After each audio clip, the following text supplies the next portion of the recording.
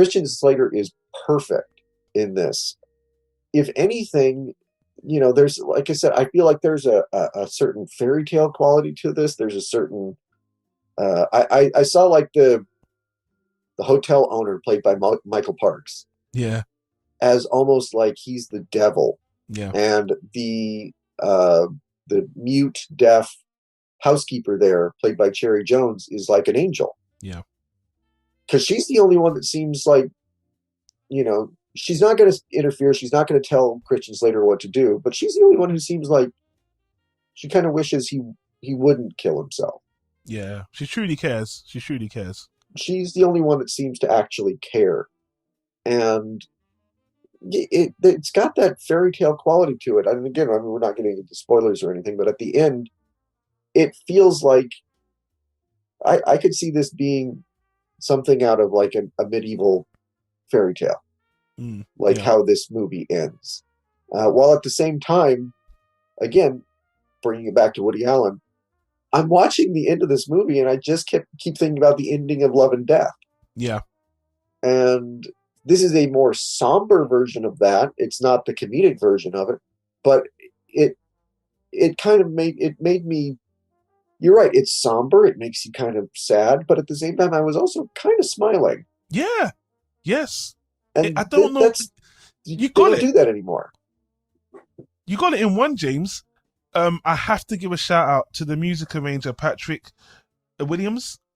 The score or the theme, there's one core arrangement for the music in this, and there's like a variation, and it is beautiful. It's played all throughout and different variations of this theme, and it is just so simple and elegant. And they have a lighter, jokey, jovial version, and then a darker, somber version. And this time when I finished the movie, I watched all the way through to the credits. Every single drop, because I love the music in this. I think it's great. I think the theme is great. It's just so simple, and it's so effective, and it just lends to the atmosphere. It's just so great when you give someone the tool and they do so much with it. Less is more, as they always say sometimes, and that's why, this is one of my family's favorite movies. And I want to tell you something, James, that surprised me, because I was trying to look for clips and stuff, and the only thing I found out about this movie that I never knew is that this movie is an adaptation of a book. Oh, I didn't know that, but I thought it has to be. This feels like a book. Yeah, it's an adaptation of a Serbian book, actually, and I cannot, and I will not even try. I'm going to give it a go, because we have to shout out the actual author. Branimir Skenovic. Let's go with that. It's in the Wikipedia. He is credited in the Wikipedia on the side. And the original book was written in, is that 1977? And it was called, I don't want to say the name of the book because some could call it a spoiler. But the original book was made in 1977 and it was adapted.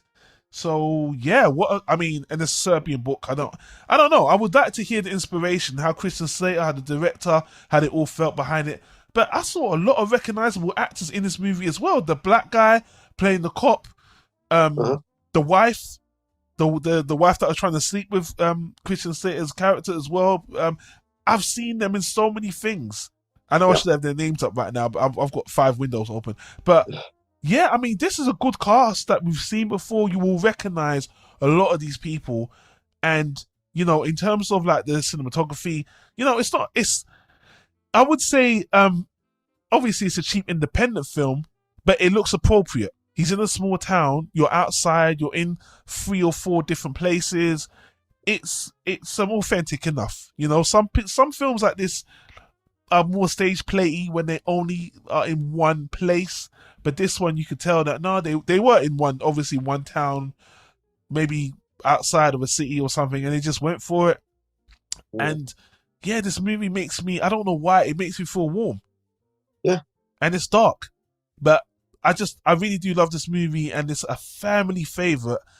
And I do think Woody's interpretation of it would be different enough. I love to see it, even still to this day, even though Woody's too old to play the role convincingly and fall in love with a woman. Da da da da. If this movie was made today by another director, I think it would actually probably be either more extreme or so watered down and terrible it would be worthless. I think it would be one extreme or the other. I don't even think it would be very similar to this. It would just be over the top dark or just Uh-huh. underwater rubbish. That's my opinion.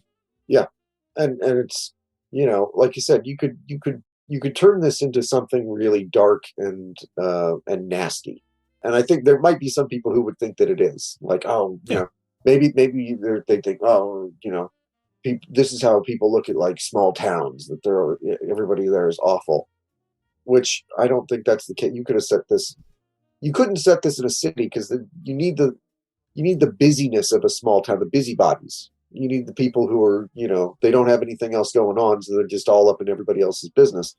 But to try and do this now, there would just be too much, oh, we have to be sensitive about this and we have to be definitely. sensitive about that.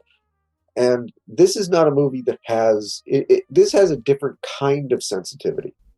The character played by Robin Tooney is, she's not, she, she's sort of misty eyed and she romanticizes what Christian Slater is doing, but there's a sadness about her at the same time.